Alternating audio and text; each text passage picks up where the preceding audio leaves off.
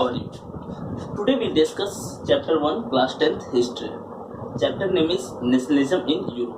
ठीक है, तो पहले हम लोग जानेंगे इसमें बहुत सारे, क्योंकि हिस्ट्री का चैप्टर है काफी पार्ट इसमें लगेगा, सो पॉइंट वाइज इसको जानेंगे. ठीक है, चैप्टर का नाम है नेशनलिज्म इन यूरोप. सबसे इंपॉर्टेंट टर्म यूरोप क्या है? यूरोप एक कॉन्टिनेंट है जो वर्ल्ड का, ठीक है, 6th लार्जेस्ट कॉन्टिनेंट है ड्यू टू एरिया. ठीक है, और ड्यू टू पॉपुलेशन अगर हम पॉइंट आउट करेंगे तो वर्ल्ड का 3rd लार्जेस्ट कॉन्टिनेंट है.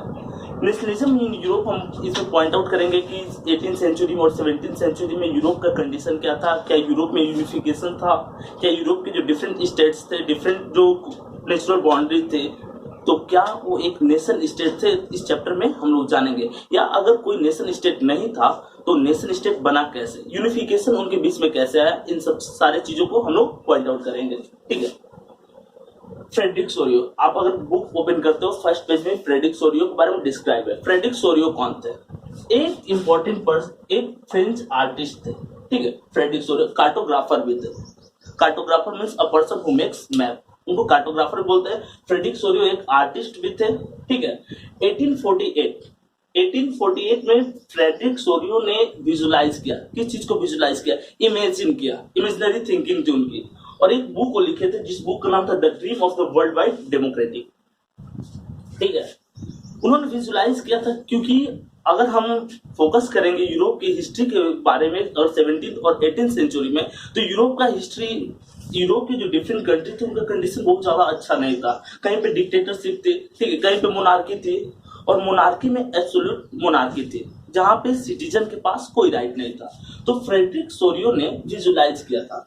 ठीक है, क्या विजुलाइज किया था? उन्होंने विजुलाइज किया था कि अगर पूरे यूरोप में डेमोक्रेसी रहे, ठीक है, तो कितना अच्छा रहता. उनका एक विजुलाइजेशन था, वो एक इमेजिन कर रहे थे कि यूरोप में डेमोक्रेसी, सारे कंट्री में डेमोक्रेसी रहे जो बेस्ड हो लिबर्टी पे, ठीक है, फ्रेटर्निटी पे, इक्वालिटी पे, जस्टिस पे, इन सारे चीजों पे. क्योंकि अभी जो करंट अगर किसी भी डेमोक्रेटिक कंट्री को देखेंगे तो ये सारे चीज उस कंट्री में होता है.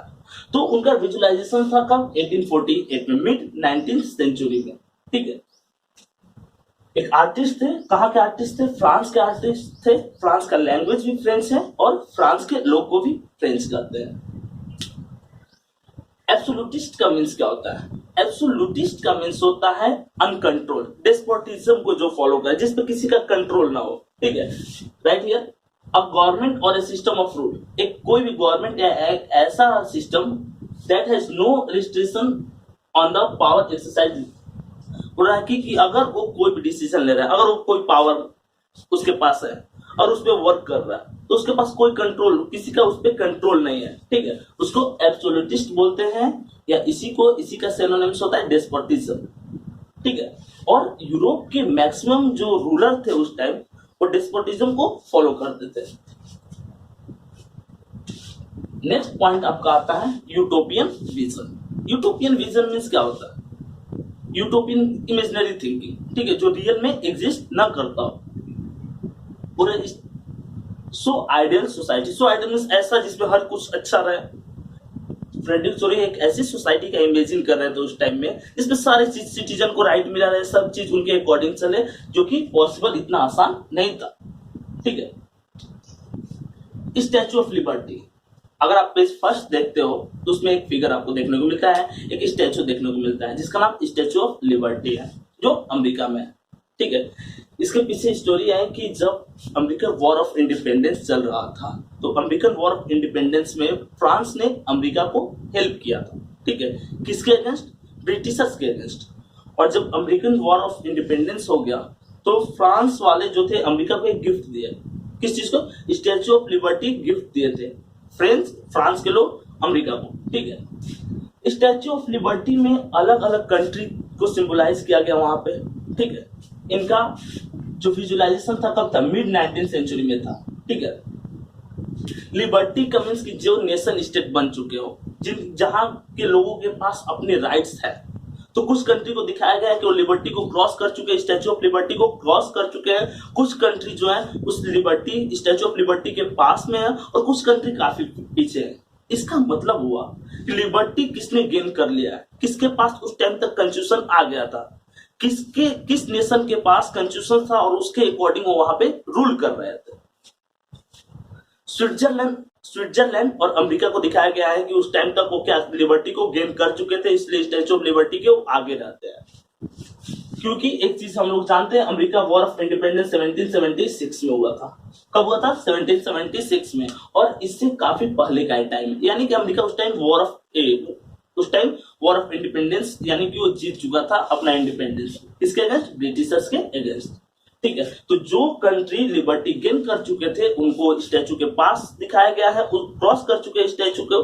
ठीक है, जो अभी जस्ट पहुंचने वाले हैं, जैसे 1848 नेक्स्ट चैप्टर में क्लास 9th में मेमो पॉइंट आउट किए हुए हैं कि मिड 19th सेंचुरी में 1848 में जर्मनी में भी यूनिफिकेशन हो रहा था, इटली में भी यूनिफिकेशन स्टार्ट हो गया था। तो लोग क्या थे? जस्ट उसके पास थे, लिबर्टी के स्टैच्यू ऑफ लिबर्टी के पास थे।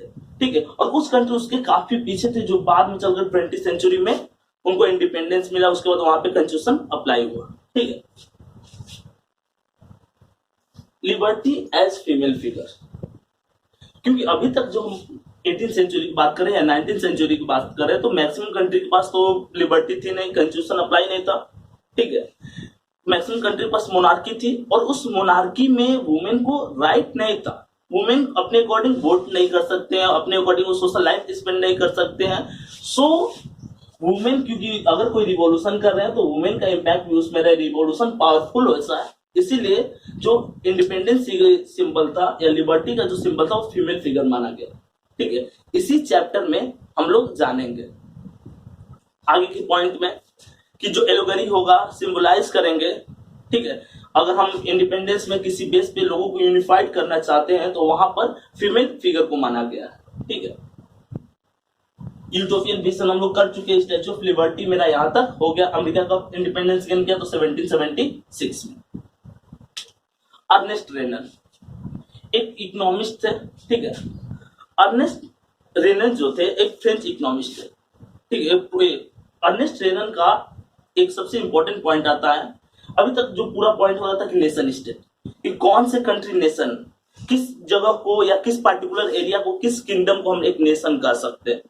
तो अर्नेस्ट रेनन ने काफी अच्छा डिफिनेशन दिया है किस चीज का? नेशन स्टेट का, कि जिसके पास कॉमन लैंग्वेज हो, कॉमन टेरिटरी हो, कॉमन कल्चर हो, कॉमन ट्रेडिशन हो। ठीक है, किसी भी बेस पे अगर वो यूनिफाइड है तो उस पूरे एरिया को, उस ज्योग्राफिकल बाउंड्री को हम लोग नेशन स्टेट कर सकते हैं। ठीक है, कॉमन लैंग्वेज रहेगा तो इस बेस पे तो यूनिफाइड रहेंगे, कॉमन ट्रेडिशन, कॉमन कल्चर रहेगा। ठीक है, कम्युनिटी रहेगी तो इस बेस पे, कॉमन टेरिटरी रहेगा जिस पार्टिकुलर एरिया पे पूरा कंट्री रूल कर रहा है तो इस बेस पे हम उसको नेशन स्टेट कह सकते हैं। ये किसने कहा था? अर्नेस्ट रेनन ने। कब? 1882 में। ठीक है, फ्रेंच रिवॉल्यूशन एक इंपॉर्टेंट पॉइंट है। क्लास 9th में आप इस पूरा एक चैप्टर ही है इस पे, यहाँ पे तो पॉइंट है, क्लास 9th में पूरा चैप्टर है फ्रेंच रिवॉल्यूशन। फ्रेंच रिवॉल्यूशन कब हुआ था? सबसे इंपॉर्टेंट पॉइंट, फ्रेंच रिवॉल्यूशन 5 मई 1789 को हुआ था, पार्टिकुलर उसी दिन। बस्टाइल एक जेल रहता है, वहां पे लोग अटैक करते हैं, अटैक करके उस जो जेल रहता है उसको पूरी तरह से ब्रेक कर देते हैं, तोड़ देते हैं। और जो उस टाइम के वहां के रूलर थे, फ्रांस के जो उस टाइम रूलर थे जिनका नाम था लुई 16, ठीक है, उनके अगेंस्ट वो क्या कर देते हैं? रिवॉल्यूशन डिक्लेयर कर देते हैं। कब स्टार्ट हुआ था? एक इंपॉर्टेंट क्वेश्चन, कब स्टार्ट हुआ था? तो आपको बोलना है 5 मई 1789 को। ठीक है, इसमें एक चीज क्लासिफाइड किया, ला पाट्री और ला सिटिजन। ये दोनों फ्रेंच वर्ड है। इसका मीन्स होता है, ला पाट्री मीन्स फादरलैंड और ला सिटिजन मीन्स सिटीजन। ठीक है, तो ये जो किसके लिए था? ये जो पूरा रिवॉल्यूशन था सिटीजन्स लोग कर रहे थे, जनरली लोअर क्लास वाले जिनको थर्ड स्टेट बोला गया है फ्रांस में, वो लोग कर रहे थे। ठीक है, अब यहां पर एक इंपॉर्टेंट टर्म हम लोग जानेंगे, फ्रेंच रिवॉल्यूशन। क्या ऐसा रीजन हो गया, इतना दिनों तक नहीं हुआ लेकिन 5 मई 1789 को ही फ्रेंच रिवॉल्यूशन क्यों? अगर फ्रेंच रिवॉल्यूशन को हम लोग क्लासिफाइड करना चाहते हैं तो फ्रेंच रिवॉल्यूशन के 4 कॉजेस है, 4 कारण है फ्रेंच रिवॉल्यूशन के। ठीक है, फर्स्ट कारण जो है फ्रेंच रिवॉल्यूशन का वो है political reason. Political reason means जो आपका मिसलीडिंग था, जो भी उसके रिप्रेजेंटेटिव हो गए वो मिसलीड कर रहे थे, प्रॉपर एडमिनिस्ट्रेशन नहीं था उनके पास। ठीक है, अगर फ्रेंच रिवॉल्यूशन का टाइमिंग लेते हैं तो 5 मई 1789 को लुई 16 रूलर थे, लेकिन थोड़ा सा हम इनके सक्सेसर, इनके जो अपर रूलर थे उन पे फोकस करते हैं। लुई 15, लुई 14, ठीक है, और लुई 16, इन तीनों लोगों के बारे में जानते हैं। इन तीनों लोगों में सबसे पावरफुल जो था वो लुई 14 था। ठीक है, उसने अपने टाइम में बहुत सारे एरिया पे कंक्वेयर किया। ठीक है, बहुत सारी उसने लड़ाइयां लड़ी। अगर कोई भी कंट्री जो है लगातार वॉर करेगा तो इस सेंस में क्या होगा कि वो डेप्ट में जाएगा, और लुई 14 टेरिटरी एक्सपेंड कर रहा था लेकिन वो कंटिन्यू वॉर कर रहा था, इसके चलते फ्रांस डेप्ट में जा रहा था, कर्ज में जा रहा था। ठीक है, लुई 15 वो वैसा बोल्ड रिफॉर्मर नहीं था लुई 14 जैसा, बट उसके फादर ने उसको एक स्टेबलाइज्ड किंगडम दिया था। ठीक है, और उस किंगडम पे वो इजिली रूल किया काफी दिनों तक।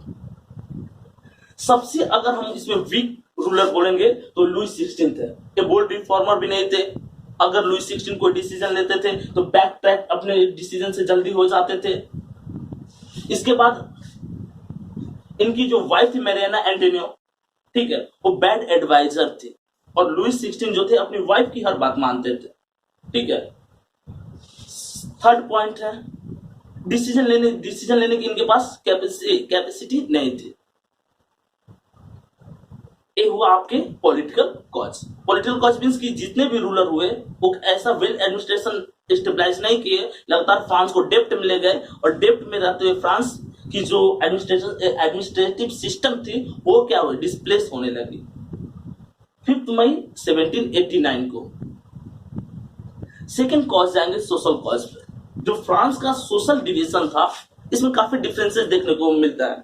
डिस्क्रिमिनेशन होता था, अपर क्लास वाले लोअर क्लास के साथ डिस्क्रिमिनेशन करते थे। ठीक है, फ्रांस की सोसाइटी को 3 पार्ट में डिवाइड किया गया।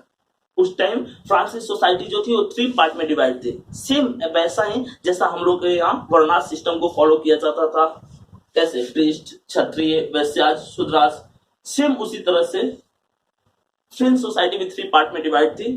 फर्स्ट जो थे वो प्रीस्ट थे, ठीक है, सेकंड नोबिलिटी, और थर्ड जो थे थर्ड स्टेट वाले, थर्ड लेयर में थर्ड स्टेट वाले थे।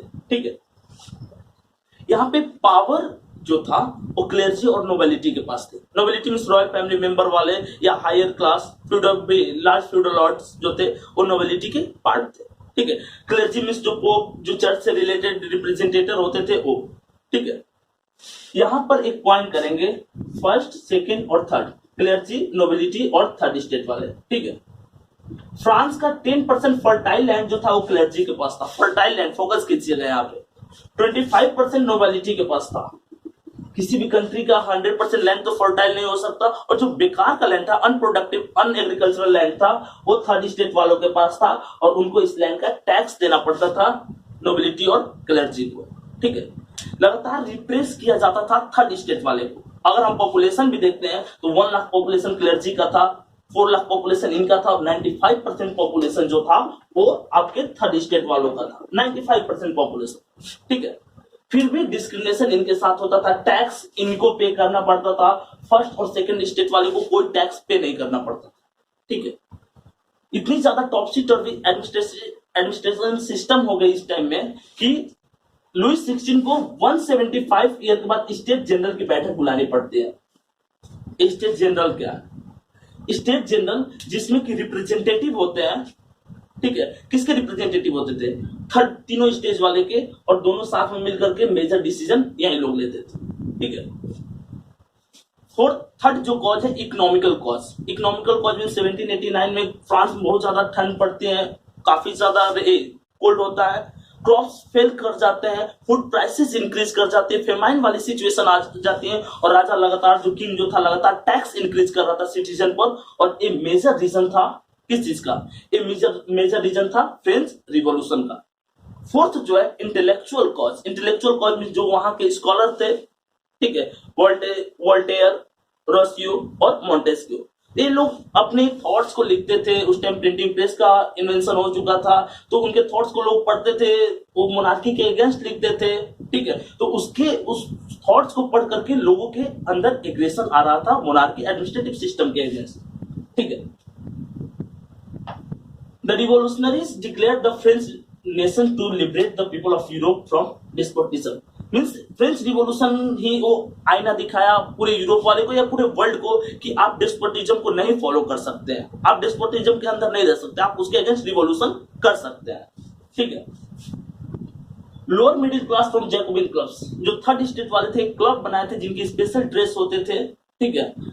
और जैकोबिन क्लब्स वाले थे। जैकोबिन क्लब का इंपॉर्टेंट रोल रहता है फ्रांस के इंडिपेंडेंस में, फ्रेंच रिवॉल्यूशन में। French army spread idea of nationalism in Europe. French army जो है वो आइडियाज ऑफ नेशनलिज्म पूरे यूरोप में स्प्रेड करते हैं, फैलाती हैं, अलग अलग रीजन में अटैक करते हैं, उसको अपोज करने के लिए वहां के लोग यूनाइट होते हैं। तो यूनिफिकेशन को नेशनलिज्म कहा जाता है। एक हम टर्म ये भी ले सकते हैं। नेपोलियन कोड क्या था? सबसे इंपॉर्टेंट क्वेश्चन, ये आता ही है। थर्ड 3 इंपॉर्टेंट पॉइंट आपको याद करना ही पड़ेगा। ठीक है। Away with all privilege based on birth, जन्म के आधार पे अगर आपको कोई प्रिविलेज, कोई स्पेशल राइट्स मिला है तो नहीं होगा नेपोलियन कोड में। इक्वालिटी बिफोर लॉ, लॉ के अकॉर्डिंग सारे लोग इक्वल हैं। राइट टू प्रॉपर्टी, हर किसी को प्रॉपर्टी का अधिकार है, हर कोई प्रॉपर्टी रख सकता है। Abolish serfdom and manorial dues, means अगर आपके पास कोई पैतृक ड्यूज है, ज्यादा फ्यूडल लॉर्ड आप पे ड्यूज रखे हैं, आपको गुलाम बना के रखे एज अ स्लेव, वो नहीं होगा नेपोलियन कोड। नेपोलियन के रूलर बनने के बाद इंपेरर बना था 1804 में। ठीक है।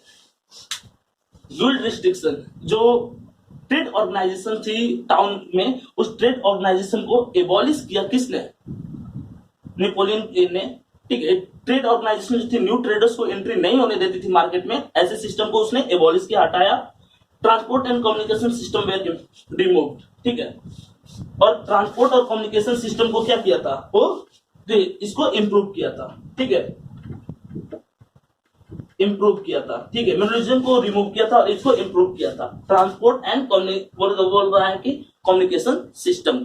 ठीक है। उसने इरिगेशन सिस्टम भी अच्छा डेवलप किए। French revolutionary transfer of sovereignty from the monarchy to French citizen, बोला कि मोनार्की से जो पावर था, एडमिनिस्ट्रेशन था, वो फ्रेंच सिटीजन के पास ये ट्रांसफर किए। ठीक है। रिवॉल्यूशन में पावर किसके पास आया? फ्रेंच लोगों के पास आया। मोनार्की, राजा के पास, रॉयल फैमिली मेंबर से सिटीजन के पास क्या आया? पावर आया। ठीक है। French army control Holland, Belgium and much of Italy in 1790s के टाइम में। ठीक है। जिस टाइम नेपोलियन एक जनरल था, उस टाइम डेप्थ में रहते हुए फ्रांस के भी नेपोलियन ने बहुत सारी लड़ाइयां जितवाई। ये मेजर रीजन था नेपोलियन पे ट्रस्ट करने का, लोगों का, नेपोलियन को रूलर बनाने का। ठीक है। रीजनल डायलेक्ट्स वेयर डिस्करेज्ड, जो रीजनल डायलेक्ट्स मींस लैंग्वेजेस जो थी, लोकल लैंग्वेजेस थी, उसको एबॉलिश किया जाता था और फ्रेंच को ही प्रमोट किया जा रहा था। Spoken and written in Paris, जो आपके रॉयल फैमिली मेंबर या एडमिनिस्ट्रेशन के लिए फ्रेंच पेरिस में फ्रेंच का यूज किया जाता था, इसी में ऑफिशियल वर्क होते थे। सो इस तरह से कुछ एडमिनिस्ट्रेटिव सिस्टम जो थे, इस तरह से जो रिवॉल्यूशन था वो फ्रांस में हुआ। ठीक है। क्योंकि चैप्टर बड़ा है, लगभग हम लोग इसको 4 to 5 पार्ट में कवर करेंगे। ठीक है। और आज का आपका टॉपिक यहाँ पे खत्म होता है। इसके बाद हम लोग जल्द ही सेकंड वीडियो के साथ मिलेंगे इस चैप्टर में। ठीक है। बाय।